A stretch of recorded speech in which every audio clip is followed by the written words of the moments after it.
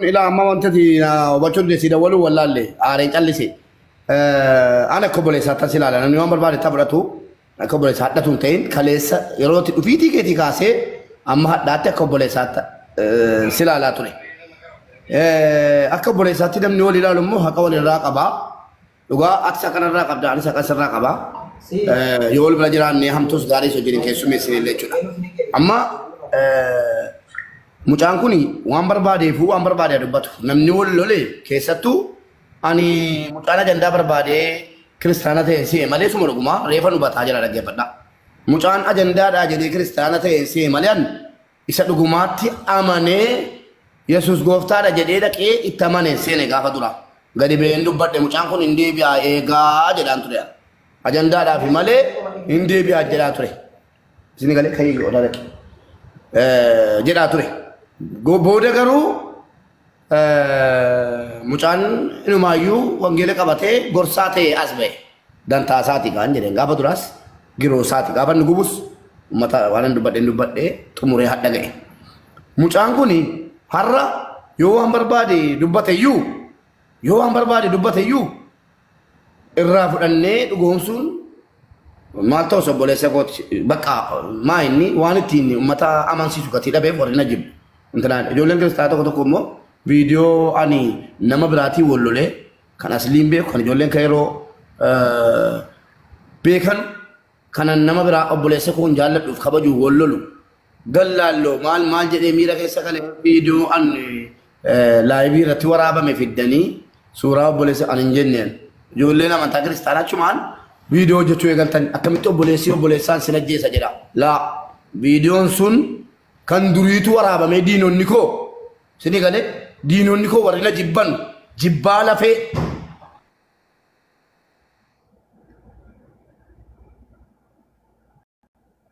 faa bakkisuu dadhabanii of jibbisiisuu eegalan erga of jaallachisuu nuun taane jedhanii diinota kootu obboleessa koo irra kaa'ee olii gad deemaa jira malee an obboleessi maal jedhan obboleessi agatii kiristaana ta'ee fi sin ajjeese jedhi mubaaraki no miti viidiyoon sun viidiyoo duriiti nama wayitii wallolee maqaa waamu hin barbaadu tarii tokkummaanis warra keessa jiran beekuu danda'u. Nam beeka. Kanaan dura nama wallolee miira keessa galee gallaalloo binaamin jedhee waan sanatti nan gaabbaan isuma dhugumaachuudha. Wannan miidiyaa rattaasee gaabbu keessaa waan sana. Obboleessa koo miskiina ofii fuula fan beenne biyya hin beenne biyya kayroo keessatti wallollee walitti nu buusanii namaan jedhe sanuu mana koo dhiifaman gaafadhe dhaqee jechuudha. Dhiifaman gaafadhe nan jaalladhaanii nan kabajaanii shayxaanaa walitti buune namni warra wallole immoo waan barbaade waliin jedha araaramneerra viidiyoo sana fayyadamtanii akka waan obboleessa koo nan ajjeese jedheetti gallaalloo jedheetti ijoolleen kiristaanaa akkasitti hubattan an akka mubaarakitti eenyuun sodaadhu abbaan barbaade amantaa barbaadetti amanuun mirga isaatiitti jedhee namni amanudha maaliif maatiin tokko waan tokko immoo hubachuu qabdu hin fedhuun awwaliyaan wanta hin feeneef immoo ijoolleen kiristaanaa meeqatu islaama taate jennaan maatiitti baate kana jaalalaa gaasiniitu jechuudha kan qabeenya dhawwatamtee jirti kan biyya arabaa keessa teessee shahaadaa qabatteennaan qabeenya ergasii walitti qabatte simbeennu jedhamtee maatiidhaan jibbamtee ni jirti sun mana keenya yoo galee yookiin ana biraa yoo dhufe rakkoo maalii qabare obboleessa koo amantamaa jijjiirattee itti mufadhee yoon ittiin oode rakkoo maalii qabare akkasatti qabadhaa obboleettiin kee tokko kan yesuusitti amantu yoo shahaadaa qabatte itti mufatta sun dhalachuu danda'a nu gidduutti jechuudha sini galaan hafa olee gidduutti sun dhalachuu danda'a ifaan ifattan sitti himaa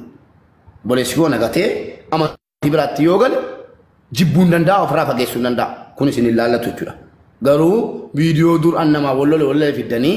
waliin qabsiisinaadha sini galee waliin qabsiistanii na jibbuun mirga keeti tokko kooti riyaa keessaa iyyuu tokko mana akka obboleessa kootti allaala dhugaarra deema dhugaarra tuu deemu immoo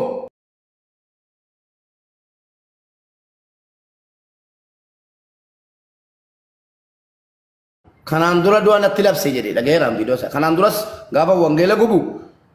matsaafa gubu du'a natti labse mucaan kuni ammas lamii du'a natti labse nan ajjeesa jedhaa jira jedheeyyi miira keessa galee waan barbaade dubbate wanni inni barbaade dhugaadhaa soba yoo soba ta'e maal birrii miiliyoona lama na gaafattu malee wanti biraa baay'ee xiqqeessuu fi miti birrii keessa dhiifamanaa godha eenyu bira dhaabate ka jedhus nan beeka gatii ta'e bi bareeche wannan siniin jedhee dhaabu waa'ee dhukkuba kooti sana isinis akkuma dhukkubfadhe turkii dhaqee rabbi sin ageessu amiin jedha wanni turkii nageessite isinillee ageessitu kanuman siniin jedha kanan gajjabeessee siniin jedha tokko tokkoon keessaniin rabbiin akka namni dhaqee hajjii makkaan ziyaara namni an dhaqeen turkii ziyaara miti akkan turkii ziyaara dirqamni ilmoo keessanitti isin baasee turkii isin ziyaarsisu amiin balu qabadhaa kan ina fummo tokko jedha lammaffaa immoo birriin naa buufame miiliyoona lama rabbi rakkisee fuuldura namaa siniin dhaabin dhageessanii silas wanti fuuldura namaa nama dhaabu fayyaadha eenyunuu dhukkubatiruu ofittiin farrisu eenyunuu ilmi namaa dhukkubatiruu beeku bar gaararraan ture mergasiyaan nataa jabbi yoo ta'e ijji koo jalli gurraacha'e dhageessanii saalfadhe yoon uffadhe narraan bareedu fuulli koo maal fakkaataa ture ammoo ergan deemee yaala argadhee dhufe immoo akkamittan jira namni fuuluma koo laalee murteessuu danda'a jechuudha na gurraacheessa takka na ajjeesee iyyuu oole maa aftee yoo ta'e ofii buna ajjeesuu iyyuu hin barbaaddu sin tusinii danda'ame warri maa aftee jedhaa jirtanu utuu danda'ame marziina nyaachiftu yookiin waraantanii na ajjeeftu hin danda'amuuf dhiiftan malee isin beekachu hattoonni keessattuu hattoonni birrii dubartii hattanii jiraattan sabbata dubartiitiin humna dubartiitiin jiraattan warri mana ciistanii qallabamtan dubartiin itti dammassaa irra suni qiimiidha maallaqa dubartii hattanii maqaa hawaalaatiin nyaataa jirtan gana ammallee miidiyaan gasin itti baaneerra yoo rabbi jedhe agalatoon mootummaan Itoophiyaa eeyyama shaagodhee nuu kenneera shaagonee sirra deemna akkuma qabamaa jiran biyya galan kana booddee namni Dubaayii keessa taa'ee Saawudii taa'ee birrii shamarranii nyaate Itoophiyaa galee yoo ba'e an abbaan kun an dhalchine kottaa himadhaa isin information jira akkaawuntii warra hawaalaa hattu ana qabsiisa guutuusa waraabadha namni dubartii birrii nyaate akkaawuntii Itoophiyaa irratti kana booddee inuma milkoofne mootummaa waliin hojjenna kana irratti kana kan mootummaa barbaanne iyyuu kanaa fi kana booddee nam tokko birrii shamarranii nyaate akkaawuntii biyya qabaannaan ni qabama anatu kennaa mana abbaa taamatalle maal abbaa keetii fidda sittani maara geesse birrii shamarranii akkaawuntii isaa Itoophiyaa jalaa qaba walumaa galatti diinonni warra kanaa fayyuu koo miti duukoo barbaaddu kanumaaf na jibbitu malee wanti biraa keenyaan keen dhunne hattu jechuudha inni kun isa kana wanni nu hannee jiraate immoo gadi baafa yeroo tokko haasana faachisa wanda irra deebiisti dallane mucaa kana hin beekta haga ta'e tokko jedhe ati nama haqaan deemu lama erga nama haqaan deemu ta'e miidiyaa keessatti ammadhaa waan itti gabaaftu irratti koonfidensiin keenyatti tolaa waa'ee biyyaarraa waa'ee amantiirraa waa'ee maaliirraa yeroo itti dubbattu baay'een gammada anarraa maa dubbate jechuu koo miti yaqeenfachuu qabda mucaa waan barbaade yoo jedhe iyyuu mubaarik eenyunni ana biratti mucaan kun immoo eenyunni hiriyummaa waan jedhan sana nama maratuu fayyaannaa arrabsaa olaanii ni manneen bara si ni madde malee si biratti si argee waan si agarsiisa al tokko waan si agarsiisa al tokko kuni awwaleedha Messenger ko dhimma kee dura kun dhimma dubbichaa dura viidiyoo natti ergaa ture zimmi jedhee callisee waan ta'e wayii natti ergaa ture kun dhimma isaati waliin bilbilee kana haasofne dhimmi kee garuu gargadii kana inni isa waraabuun koo dirqamaa jechuudha kanaaf isin waraabaan ture hunda keessan jechuu quba qabaadhaa jechuufan isin waraabaan ture kana jechuun mubaarikiin waraabe jechuu koo miti warroota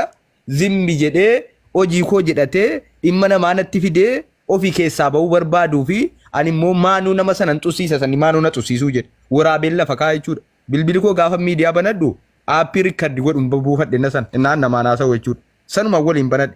haasaa hunda isaa waraabee kan booda balleessa malee takka haasana waraabuu dhiise biyya duuniyaarra hin jiru haasaa nagaallee qoy maastar fixadheen ba'a innaa kanaafi miidiyaadhaa miti qoy kanaaf mucaanii waan irratti ka'e qabaate reed dhufta kanaaf mucaanii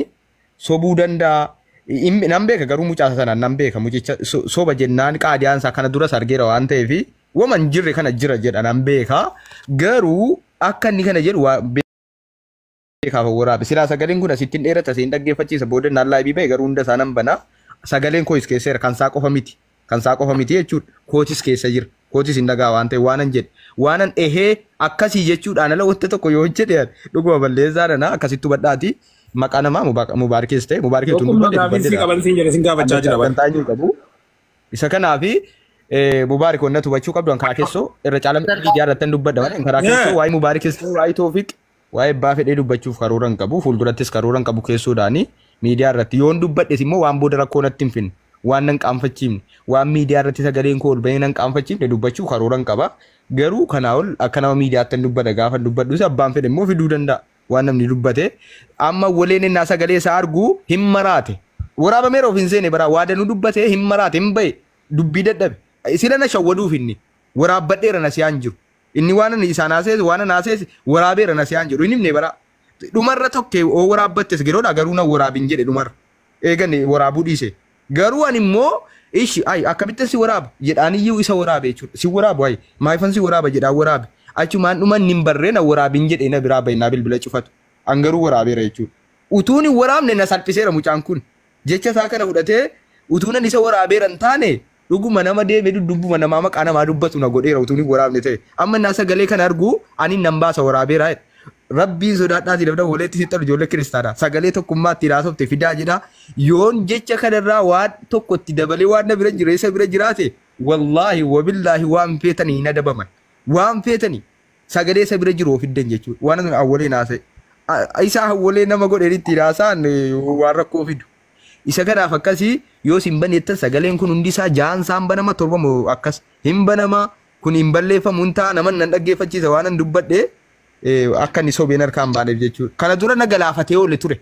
Gaafa mucaa sana isa utuu hin danwaasee gaafa sagalee yeroo sanaan hin waraabne barreeffama malee yeroo sana sagalee isaa waraabbanne hin ture gaafa sana. Isa kanaafi yaani si beekaasi waraabeeraa inni maraatee hadhaayes keessaa fiigee jechuudha. Hojii isaa beeka waan ta'eef hin maraate akka waan qabarichoon itti hulame itti maraate wanna biraa immoo waa'ee awwalee feenyoo osoo hin taane ijoollee musliimaa amma gaafa geemii waliin taphadhu na jalatti baas jettanii iyyitanii na baasee bitanii bitiire amma na goomi immoo dhiifama gaafate immoo maal argate gaaffii kiyyaa kunni gaaffii kiyya geemii waliin taphatinaa innaan dhiiseeran isaa waliin taphachuu aniif inni wal lolaa olla waan ta'eef isin yoo dhiifama sin gaafate immoo akkamii ana awwalee fakkeenyaaf anamma waliin taphataan jiru waliin haasa'an jiru isinoo dhiifama sin gaafate immoo akkuma kanaan ajendaa biraa fidda waan jedhus gaaffii kiyyaa kanuma wannan qeer jedhee anachuma tan dhufee si barreesse maaliif beektaa ijoollee yeroo hedduu tokkummaan kun sin jaallatu situ jaallata malee naan jedhu kun ifaanii falaa ifattan sitti maalalaan tokkummaan sin jaallatu mu bee jennaan mee waan inni na hamate waraabaa naa fidaa jennaan dhageesse namni wayii mee sin jiraan dhaqee tokkummaa naa see jennaan waa'ee keetti dattaa seennaan rabbii jedhi sagalicha naa erge gurbicha na jaalladha sababan ittiin jibbu naa taa ittalee ergaa naa ergennaan na sobee namichi. Sigale na sobee jennaan bakka dhiis lammata wala kana dhufte itti himiniin jedheeni dhageesse ati ani isa keessaa waa godhan sana hin beeku ati sin beekte jedhee yaadu gootas jedhee yaadu isa immoo wal beennu wal jaallanna wal kabajna utuu nama biraa ta'e Kokomaa tokkummaan si balleessu guruupii hidhatee jira jedhee ka'ee ofii hin banne ofii bade namichi sun ofii bade jechuudha sobe. Aan Mubaarak si miti bar ilaa Mubaarak si qofa miti bar namuma fedhe utuu inni dhufee keessaan akkana jedhee natti hime maalan maraatuu wayiiti moo kanan dhimme dhee afaan banee utuman haarii wayii qaba utuu namaan baalgaaraa ta'e nama kunoo Toofiq naanaasaa guyyaa tokko waan na waraabbate waa'ii namaa wajjin haasee fiduu hin danda'u Toofiq bar abadan kun immoo xiyyeeffannoo ofirratti taasisuudha waan illee keessaan namatti himuudhaan akkana jedhee jechuudha siigalee inni immoo wanni inni waa'ii kee natti hime utuu nama biraatiin callisuu hin danda'u waan inni dhufee natti hime adaraa tokkummaa akkana miti jedhee jennaan irraa gatee dhiisi waa'ee mantaa sana kottuu laayivii irratti dhiifama nama gaafadhu isanni waa'ee kee kaasu an beektaa nan beeka mala saayii. Waa'ee walee irratti awwalee waan haasee miira keessa galee aareessa ta'u beekaasa ta'u ani kaayyoon isaanaan galu waan haaseera miti obboleessa koo taasee rakkoo qabu warri dhageessa warri miidiyaan wanti biraan jiru lafarraa na balleessuu hin danda'u. Warri miidiyaa kanarraa waarik miidiyaan fayyadamin jedhee iyyuu kuni amata meeqa jara keenya dhugaa wayii waa sitti maan bakka isa dhumaa jechuudha. Har'a Jawaariin maal godhaa jiru koomeentii jalatti. Hoggaa kurna nadhaa moo kudha meeqa nadhaa na yaadadha. An guyyaa tokko Jawaariin jalatti qubee tokko barreessee hin beeku qubee A barreessee hin beeku na saalfachiisa beektaa nama na caalu waa tokko gochuu hin danda'u maamna caaleen jedhu jaallachuu malee jabaa giddii jaallatta. Gaafa Jawaar wayyaanee wajjin kokkee wal qabu sana gadi yaatanii akkuma hadha mucaan kun baduu qabettanitti ajjeefamuu haadhas fiddanii dhugaa sirriitti baqa badda. هذا جواري جتني قال تلو كفتني الموكو كنا جلا بدي جتة هاتي أو بيني رتوا لا وامبر بعد تو فمال لقادو بچورا بود تنجن هذا جواري جرمه رفتي قال تين الموكو تي ناقبا مراتي جرا منام جنان على قات خل في سياسات تن لقي سني أو بولي سكيسن سنرا مال نيجان سنرا مال نيجان فيتو سلطة نغوتا فيتو أمارا نغوتا فيتو الحمد لله دي ميرا سنرا منزل مال زرين كو